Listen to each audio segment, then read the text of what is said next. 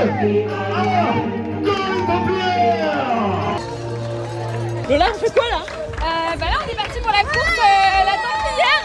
Et alors c'est une course qui est réservée aux femmes. Mais est-ce que vous savez pourquoi? J'avais pu noter quand on a créé le Grand Trail des Templiers donc en 1995 que dans la majorité c'était des hommes qui couraient sur cette distance-là et au bout d'un certain temps ça m'a énervée et donc je me suis dit pourquoi ne pas proposer une épreuve spécifiquement pour les femmes et je pense que c'est très important aussi parce que ça leur a donné confiance au début de courir qu'entre elles parce que c'est vrai qu'on a noté quand même parfois des comportements en course des hommes qui sont pas toujours très sympas avec les femmes. Et après elles allaient sur d'autres distances. On a pu voir ce matin que sur la Mona Lisa, qu'une distance de 30 km, on avait plus de femmes que d'hommes. Donc pour moi, c'est une réussite. Ça y est, 2 kilomètres passés. Voilà, on est encore sur du dur. On verra quand on sera sur les sentiers. Parce qu'à la base, trail, ça veut dire sentier. Après, c'est un concept qui au départ était très restrictif, plutôt sentier montagne. Mais maintenant, c'est devenu sentier bord de mer. Même en ville, on peut faire du trail en fait dans des parcs. On est rentré en pleine nature.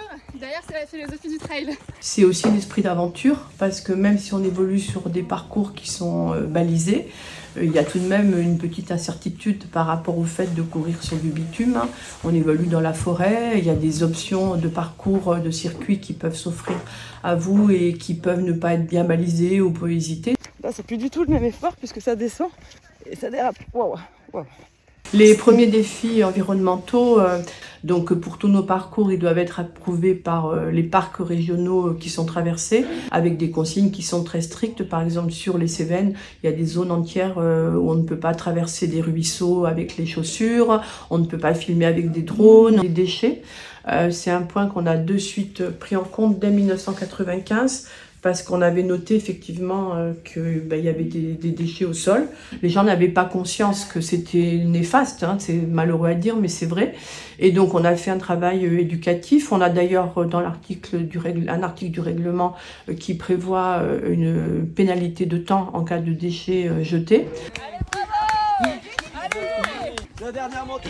Ah, trop cool! Apparemment, c'est la dernière montée, Lola. Ouais, il paraît, ouais. Ah oui. Alors, Lola. Marche plus droit. C'est très Raide. très raide. C'est là. C'est la fin.